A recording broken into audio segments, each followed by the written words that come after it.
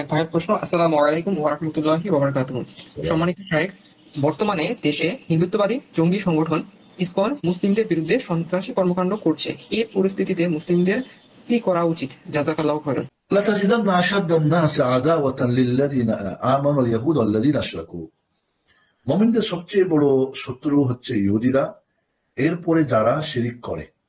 আমি এর আগে বলেছিলাম, যখন বলছেন যারা ইহুদি, ওদের নাম দিয়ে বলছেন। আর এখানে বলছে অল মুশরিকিন বলে নাই, মুশরিকরা বলে নাই, বলছেন যারা শিরিক করে।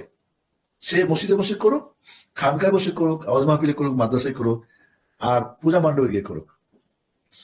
তো নিঃসন্দেহে আমাদের বড় শত্রুর মধ্যে হিন্দু যারা মুশরিক শিরিক করে, যারা শিরিকের একেবারে চূড়ান্ত আখড়ার শিরিক ছাড়াদের মধ্যে তাওহীদের লেশ মাত্র কিছু নেই, তো তারা আমাদের শত্রু হবে না তো হবে কারা?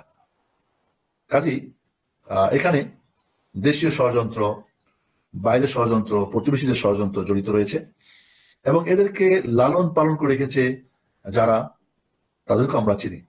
যারা এদেরকে শক্তিশালী করেছে, এদেরকে সুযোগ দিয়েছে, তাদেরকে আমরা জানি। সব মিলে বর্তমান সরকারকে অস্থিতিশীল করার জন্য, ফিতনা করার জন্য বিভিন্নভাবেই পায়তারা চলছে, দেশে বসে বিদেশে বসে। তো আমরা নিজেরা কোনো আইন হাতে উঠিয়ে নিব না, আমরা সরকারকে সাহায্য করব। সরকারের যে সমস্ত ডিসিশন হবে সেগুলিকে আমরা মানব। একান্ত যদি কোথাও তারা কোনো ব্যক্তির প্রতি হামলা করে, তাহলে তো আত্মরক্ষার জন্য যা যতটুকু করা সেটা অবশ্যই করবে। তবে আমরা কোনো জ্বালাও পোড়াও বা তাদের মন্দির ভাঙা বা তাদের প্রতি কোনো করা না।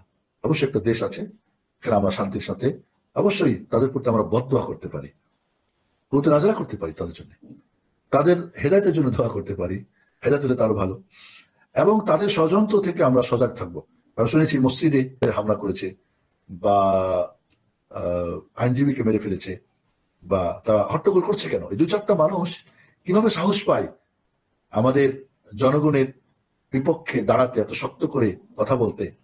এবং তারা কোর্টে গিয়ে, সেখানে গিয়ে তারা ব্যারিকেড 2 ঘন্টা ঘিরে রাখে ভ্যান পিক আপকে, তাকে বের করে নিতে দিবে না। এটা কিভাবে সাহস পায়? কে কে সাহস দিচ্ছে, কে কে মদত দিচ্ছে? এত সাহস করতে, কারণ এই ধরনের একটা ফিতনা করে পৃথিবীকে দেখাতে চাচ্ছে। এবং 5 আগস্টের পর থেকে এই পর্যন্ত অনেক তারা চেষ্টা করেছে, এখন পর্যন্ত সফল হয় না, এখনো সফল হবে না ইনশাআল্লাহ। আল্লাহ নাজালুকা ফি নুহুরিহিম ওয়া নাউযুবিকা মিন শুরুরিহিম আল্লাহুম্মা ফিল ওয়াশিদ আল্লাহুম্মা নাউযুবিকা মিন ফিতান মা যাহারা মিনাল বাতান। আমরা সরকারের সাথে থাকবো।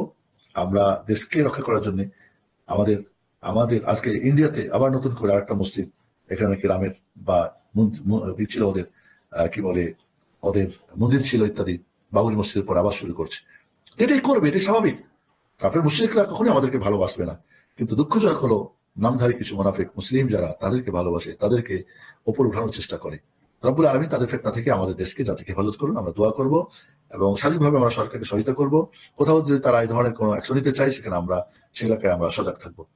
আল্লাহ আমাদেরকে এবং এই ঘরের এবং বাইরের যে শত্রু, আমাদের জাতীয় এবং বিজাতীয় শত্রু থেকে আল্লাহ আমাদের ইসলামকে, মুসলিমকে, আমাদের দেশকে, জাতিকে হেফাজত করুন, সে দোয়া করবো। এবং যথাসাধ্য আমাদের পক্ষ থেকে যেটুকু সরকারের সাহায্য করা দরকার সেটা আমরা অবশ্যই করবো। ধন্যবাদ।